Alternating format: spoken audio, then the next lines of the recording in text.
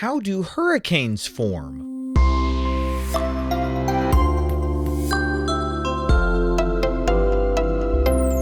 Hi, welcome to Curious Kids Every Day.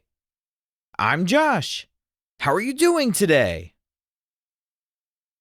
It's so good to hear from you.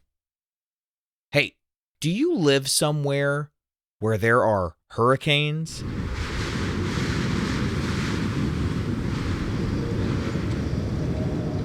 Now, I don't live somewhere with hurricanes anymore, but when I was growing up, I lived in Florida, and Florida definitely gets hurricanes.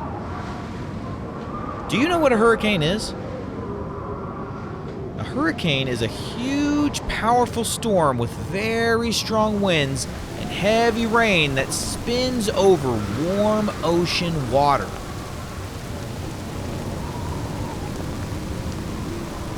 It's a little bit like a tornado, but it forms over the ocean instead of over the land. Now, one time when I was an adult, but before I had kids, I was in Florida with my wife when we found out that a hurricane was heading towards Florida. We had to drive out of the state as quickly as we could so we weren't anywhere near that thing. And we got stuck in really bad traffic. Everyone had the same idea we did. We have got to get out of here.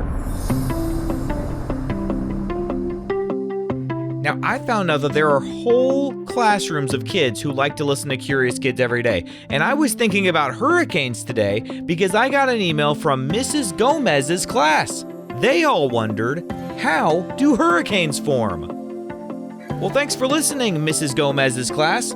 Make sure you listen to Mrs. Gomez and don't give her any trouble.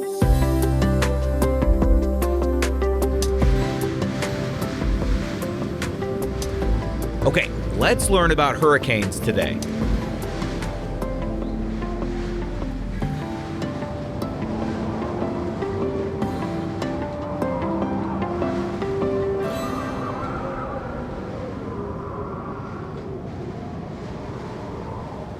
Hurricanes need very specific ingredients to form, and the most important ingredient is warm ocean water.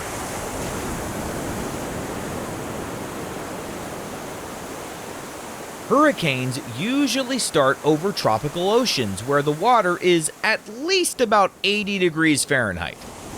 The warmer the water, the faster the water molecules are bouncing.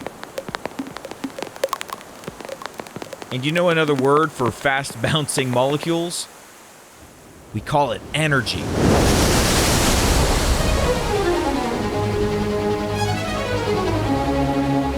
The warm water is full of energy. And guess what loves energy? Hurricanes.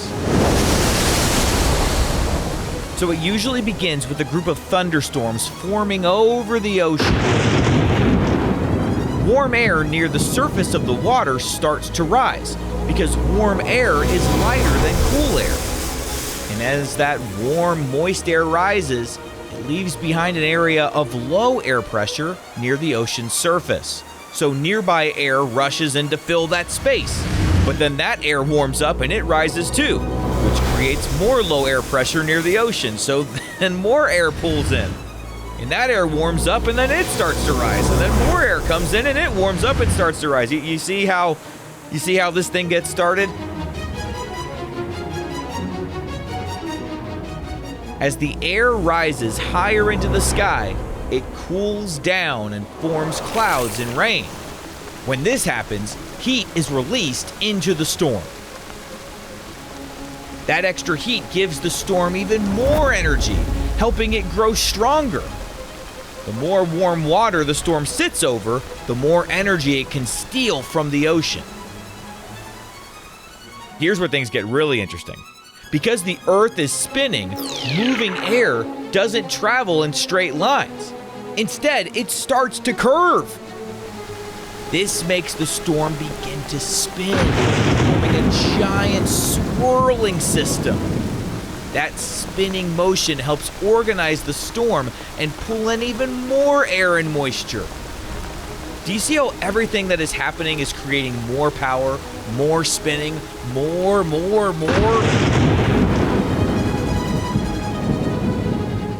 Well, except for one spot.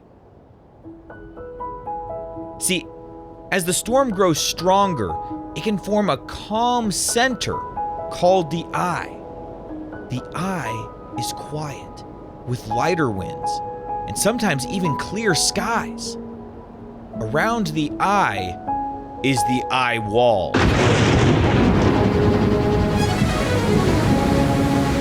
Which is the most dangerous part of the hurricane. That's where the strongest winds and the heaviest rains are found.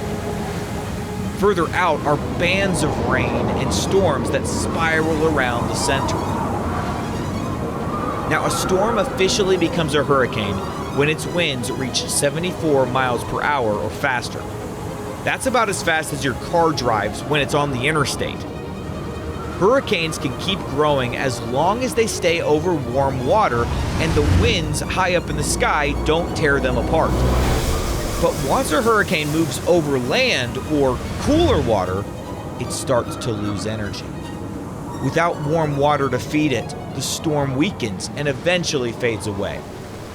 That's why you can only see the effects of hurricanes in certain places. If they are close enough to warm tropical oceans, then you're in a hurricane's path. But a place further away from the ocean, like where I live in Tennessee, not so much. So that's how hurricanes form, and that's how they die.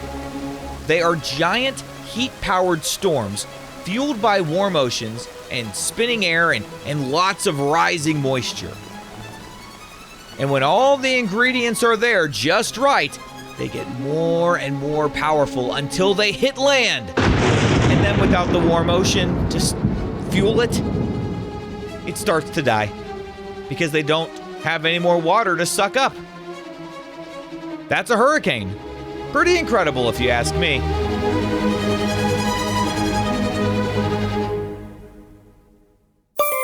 All right, let's have a quick quiz.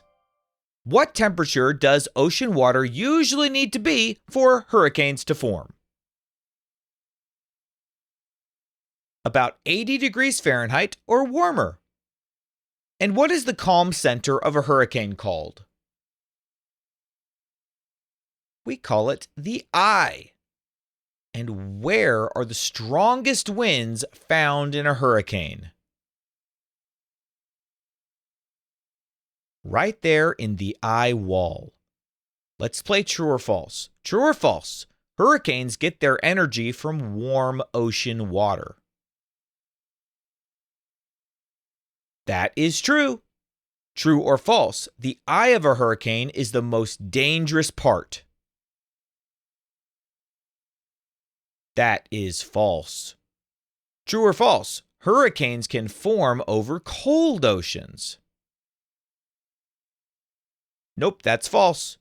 True or false? Hurricanes lose strength over land. Yep, that's true. And good thing, too. Would you rather watch a hurricane safely from space or track one on a computer with scientists?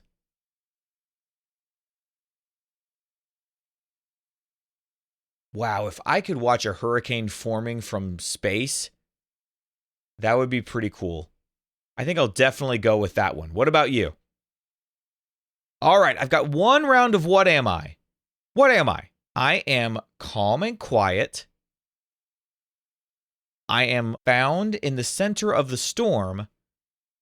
And I am surrounded by strong winds. What am I?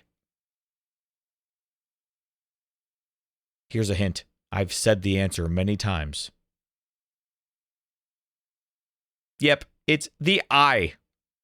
What am I? All right, I've got one more game today. I'm going to describe something and you tell me if it will help make a hurricane or not. Are you ready?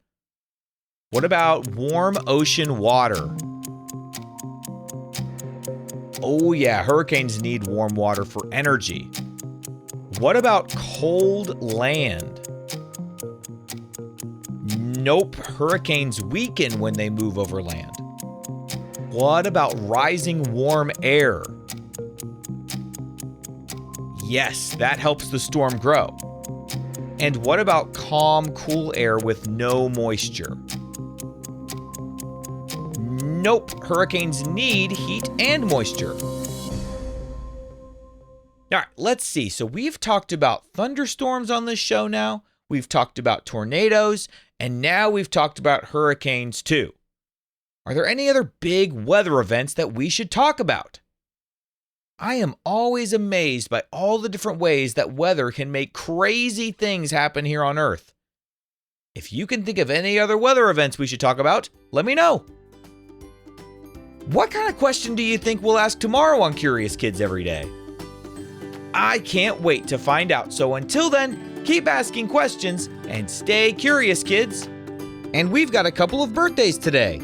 It's Chloe's birthday. Chloe is from Maryland, and Chloe is turning 5. Happy birthday, Chloe. Hugo is from Washington, and Hugo is turning 4. Happy birthday, Hugo. To all the grown-ups listening, if your curious kid wants their birthday mentioned on the show, please visit supportcuriouskids.com and join the Curious Kids Club. That's supportcuriouskids.com. See you tomorrow.